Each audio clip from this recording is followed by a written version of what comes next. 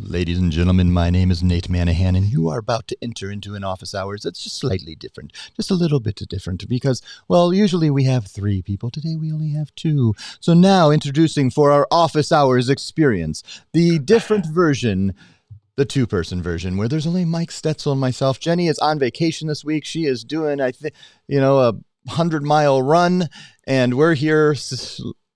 I'm here at my standing desk. Mike's at his sitting desk. Welcome to office hours. Mike, how are you feeling right now not running 100 miles? While you were talking and before we came on, I was thinking about what to have for lunch. And it involved Burger King possibly or peanut butter and jelly sandwich. I don't know, Jenny.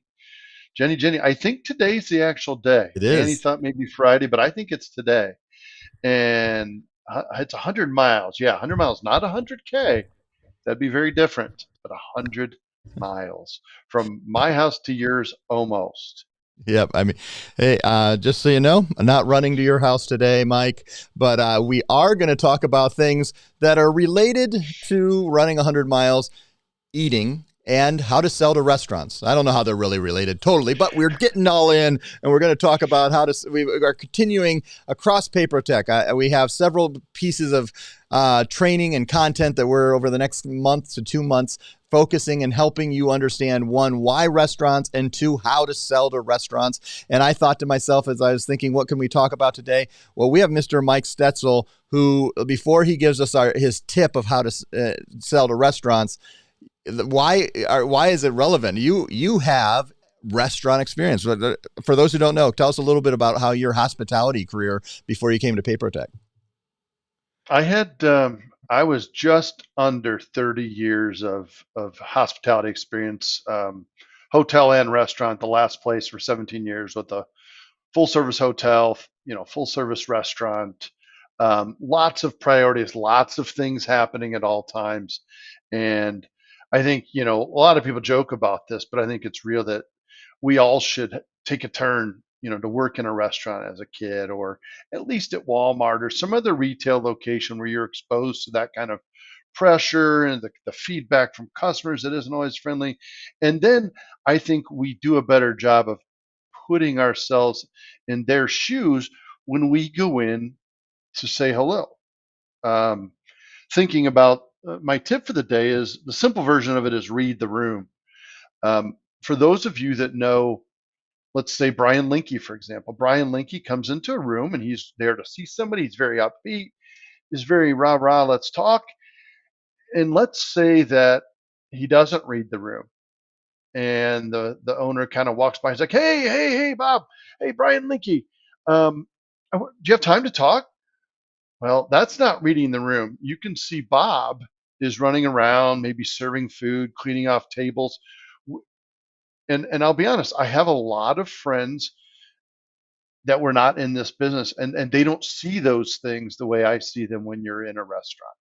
And it's a curse at most times, but let's think about that. Like, if you would you go, and this is a rhetorical question, and some of you may not agree with me, but would you go see a restaurant owner at noon? Well, yeah, I would go see them at noon. They're always there. Well, no. That's really busy time for them. So let's go maybe in the afternoon. Let's go when they have their downtime. Now, does that mean every time you go to a restaurant at 3 o'clock in the afternoon is going to be a perfect time? Unfortunately, it's not. Anybody who's been in a restaurant knows that at 3 o'clock, you can be just as busy as you were at noon because there's only one employee there. Maybe you're the other employee.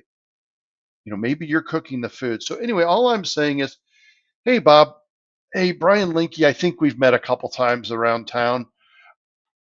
I'm in the credit card processing, I'm in the POS business. Do you have 5 minutes? Nope, I don't. When's a better time to come back? And so all I'm asking is think about these things and think about it. If somebody calls you while you're on the phone, you pick up the other line, they're asking you all these questions. Well, you're on the other line trying to close a customer. Your patience aren't going to be as much as if you had a clean slate in front of you to work with in speaking to this customer. So just think about what they're doing and what their job looks like. Um, maybe next time you're in a restaurant, sit back and watch the owner, watch the employees, watch the host, watch the manager as they're moving around, and you watch their eyes, they're thinking, they're moving. Just watch for those cues the next time you come in, and maybe you don't see such uh, darting eyes. I used to try and eat with my family and my wife or my mom or whoever's there. Well, you're not paying attention to us, are you? You're looking everywhere else. I'm like, it's a bad habit. But anyway, those are the things. That's my tip. Read the That is. room. And you did it before I got to play this, so we're going to play it afterwards. That was our tip of the week on how to sell to restaurants. And I'll add to that, Mike. I think at the end of the day, I love also you started. I'm going to kind of make that added tip of, be involved in food service. I think that any way you can. But if you're going to sell to restaurants, one, you should be eating at them. That I think goes hand in hand. Become a customer. That helps you figure out when the right time is to be able to engage. Don't be engaging in their busiest times, like you were saying, and read the room when you're going into a breakfast lunch place versus a place that's supper only, and thinking through what are they doing. If they're a full service restaurant, they're a dinner only serve, and they're going to be having family dinner, which is when this, servers, I'll go into my solution here in a second, but just read the room. I love that. Pay attention and realize that these restaurants are very crazy environments. That goes into a little bit of my solution of the week.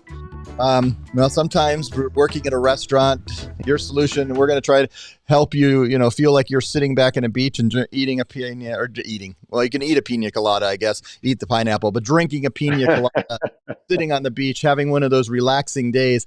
Let me tell you my solution of the week. Go watch the show, The Bear. The Bear is an FX show that's on Hulu. It's streaming now, 3 full seasons. The most recent season just launched last night. I'm 4 episodes in, so I can't guarantee you that the last 6 episodes of season 3 are great. Josh Brown, though, I know got through 6 episodes. He's told me he's 2 episodes further than I am, so I know the first 6 episodes are great. But it is the best show at understanding and getting the feeling of how a restaurant works. And it takes you, I'm not going to be any spoiler alert, but if you are selling to restaurants, but you have not actively been involved in restaurants in a large space like 30 years, like Mike Stetzel, then I would strongly encourage you, go watch The Bear. And if you want to drink a pina colada while you're watching The Bear, you are. Now, if you're like my son recently, my 18-year-old recently binged The Bear, and it made with a group of friends, and they suddenly then turned into chefs. It didn't go well, I'll just say that. But it inspired them for a whole new career that they will not be going on, I think, most of them. But maybe we'll never know. But man, it's just a great show. I know, Mike, you've watched it. You haven't jumped into season 3, but I've heard from David Chang, who started Momofuku, to a local restaurant, a local chicken scratch here in Indy, which is a local quick service restaurant for chicken. Great place. I took my kids there downtown last week when I went to the swim trials. I've heard from about how The Bear, it's the thing they relate to most that they've ever watched about restaurants. And it's just a great show. And I think being able to have that connection, because restaurateurs want to be heard. They want you to understand how hard what they're going through is, instead of being just treated poorly because something went wrong. Mike, any comments on The Bear? The Bear is very realistic. And I think, and maybe I'm wrong, but I even feel like the more fine dining the place is, the more tightly wound it is. You may watch that show, and I didn't believe this either, because I had worked at Pizza Hut, a family restaurant. Most of our employees were teenagers until I worked at the hotel, and we first had a fine dining restaurant. And, our servers were in skirts or pants, bow ties, tuck shirts. But beyond that kitchen door, is very much like The Bear. Lots of creativity, and creativity lends itself to lots of emotion, and that's who a chef is. And they may not always be the best people person. They'll rip your head off first before thinking twice. And so I'm not saying they're bad people. I'm just saying the things that they do in that show are real. The striving for perfection, and then potentially you find this one person who's not part of it and lashing out. And it is so real. I love it. It's a great show. All right. It is time for Mike Stetzel to bring us the final word. This will be our last episode before the next, no episode next week, and then we'll be back the week after. But what is the final word as we go into July? We're heading into the second half of 2024. Mike Stetzel, what's your final word? Boy, oh boy, we've each gotten a lot of words today because Jenny didn't get to use hers. So, um, we were, some of us were out yesterday here in the Warsaw office for a birthday lunch. It's a nice tradition that Matt Hoskins started years ago, and we've kept it going, even though Matt's not in the office every day as much. But and we were just sitting around the table and talking about different things that we had accomplished in the last 30 days or 60 days, and whether it's fireworks stands, whether it's planning different trips and events that Nate just did for New Orleans, and we're having a get together in Chicago later, and just the things that we get to do that are our family like, including all of our partners out there. And I'm talking about times that where we have 50 to 70 to 80 to 90 partners gathering together for a little celebration, a little exchanging of information. And what we were saying at lunch is that we're just really happy and proud to be part of an organization that is willing to do things like that and willing to invest in things like that, so that we're not just business. We want to be able to be friendly and have some other relationships outside of just talking about deals. So we're just proud of that, and try and make yourself available to come. We're typically in all four corners of the country during a year, and plus Las Vegas sometimes. So see if you can get out and meet us. We'll be glad to feed you, get you some drinks, and chat with the PPT team.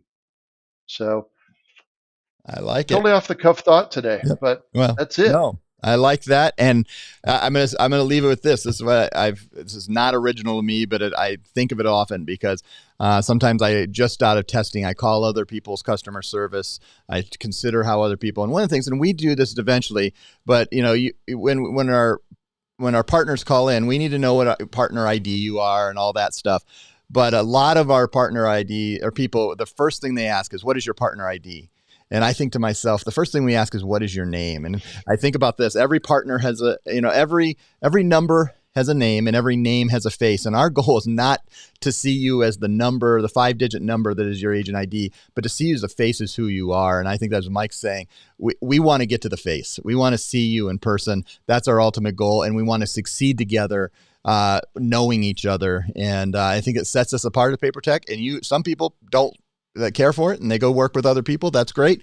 But I think most of us, especially those who watch and listen to this, I think you're here because you want to see it. And that's part of why we do these little videos. Now you know how good looking Mike Stetzel is. That's really what it's all right. On behalf of the compliments. Hey, Jenny's Rickle, who is in the middle of her 100 miles. I'm Nate Manahan. This has been in our office hours. We'll see you in 2 weeks. Bye, everybody.